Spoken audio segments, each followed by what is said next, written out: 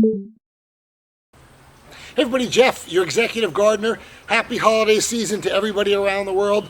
All my followers, all my subscribers, thank you so much. It's been a great year. Regardless of your religion, I hope you have a great holiday season. Peace and love to everybody. So this episode is going to be quick. Look at my last episode. Go back and look at the last episode, which talks about what I do to turn tomatoes from green, ripe, or from mature green to ripe red. And in that video, you'll see from a week ago this very tomato, which was green at the time.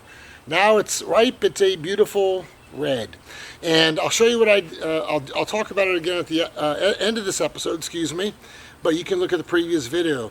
So here's the problem. It's December 22nd here in Houston, Texas. Three days ago, we hit freezing weather, 32, 33 degrees, and I'll show you what my tomato plants look like. That creates a dilemma for me and my family. And the dilemma is this: I can't have any fresh tomatoes between now and probably March or April, which is about March, which is about the time of year that the garden centers start selling tomato seedlings again. Or I can start my own seeds. So I'm going to show you what I'm doing so I don't have that gap in time between mid-December till late March where I can have no fresh tomatoes. If you live in the South like me, I'll show you what you can do to prevent that from happening. So let me show you what my tomato plants look like after this most recent frost. Okay, so here we are at my tomato garden, and take a look at the leaves. It doesn't take a very experienced gardener to know what that looks like. Those are leaves that have been hit by frost. Now, some of the plants, some of the plants did okay. Some of the plant, as you'll see there, got hit by frost and damaged, and others didn't get damaged. Although this plant right here did get damaged pretty bad. So the problem is that you'll see there's green tomatoes that are sitting there. And at the end of the video, I'll show you what I'm doing with those green tomatoes to turn them red, similar to my previous episode. But even on some of the other plants, we've got that same issue as I go through here. And that's what a leaf looks like that's been hit by frost. Okay, so to make it real simple, I'm going to show you what I'm going to do here, and I'm simply going to use this plant as an example. That's a perfect example. So excuse me just a second. These things are grabbing hold of each other. So I'm going to take this plant here, okay, and you see that with this plant, there's the main stem. You see a sucker that's growing in between here. So what I actually am going to do, because this plant has got a limited shelf life and we're probably going to get a little bit more frost toward the end of the year, is I'm going to cut this sucker off, okay? And I'm going to replant it in soil up to about here. As you know, tomatoes are part of the nightshade family, and all these little hairs that are on the stem will reroot, and they will grow another tomato. So let's just assume for a second this thing that my finger on is a sucker. It's not, but this one is. And that's what I'll use, but this one is a sucker. You know how long it takes a plant to grow from seed to this size? I mean, it takes, what, 4 to 6 weeks, maybe 7 weeks? I'm gonna get a head start on that, because between now, which is December 22nd, and the end of March, I'm not gonna be able to buy these size seedlings at the store. So it's easier for me to cut this for suckers and replant it in soil like I'm going to show you, and then within 30 days or 40 days I should have tomatoes in January or February, as long as I keep it in the greenhouse, which I intend to do. So that's my plan, is to take the suckers off of these plants, okay, and you'll see there's tomatoes on those too, and make sure that I can get, I'm going to use 2 plants. I'm going to use the Rapunzel tomato plant. You see there's a ton of tomatoes that are still on there. And I'm going to use that one back there, which is called the Black Seaman, which is my other favorite plant. And I'm going to take suckers from each of them, replant them in soil, and within 30 to 40 days I'll be having tomatoes again. So I do not have to wait the entire winter season through the beginning of spring to be eating tomatoes. Now, may not work in the north because it just gets too darn cold for too darn long, but if you live in the south, this is a good method to try. So let me show you what I do with that sucker, how I plant it, and then what my intentions are with these green tomatoes.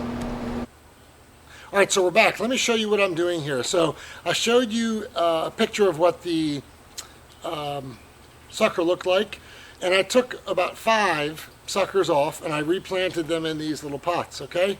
And what you'll see here, and I'm going to come out of focus, which is fine, I don't need to be focused. You'll see I actually planted them. I put potting soil into a solo type cup, and you'll notice it's wilting a little bit. That's fine. If someone cut your leg off, you would wilt too.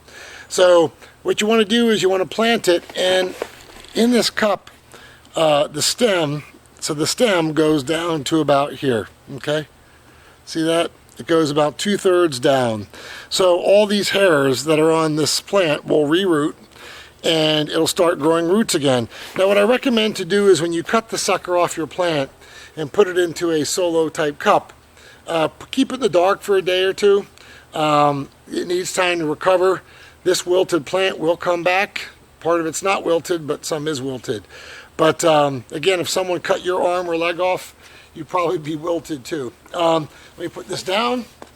So, and the other thing, as I told you about, is that since the one plant that I have over there is very bad frostbitten, so it's done, okay?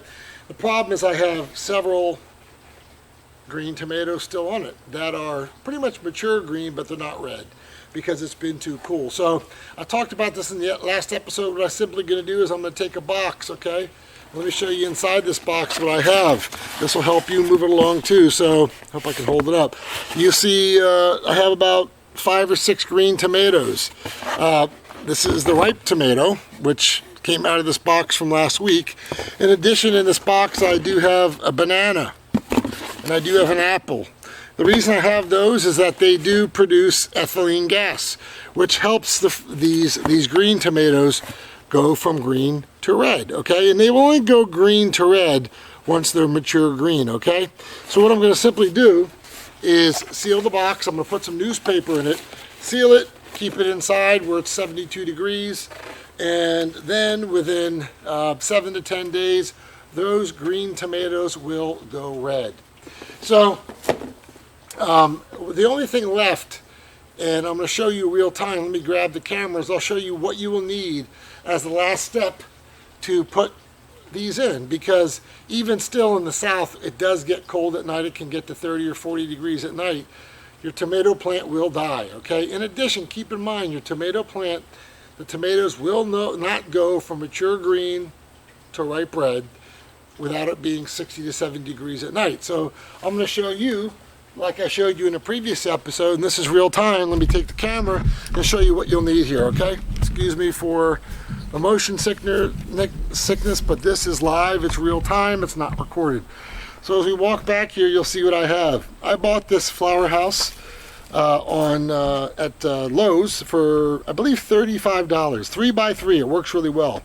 So you're going to need this. So in this flower house now, you'll see that I do have my aqua camel grow pots. I did a previous episode on that, and there's broccoli and kale growing very nicely in there.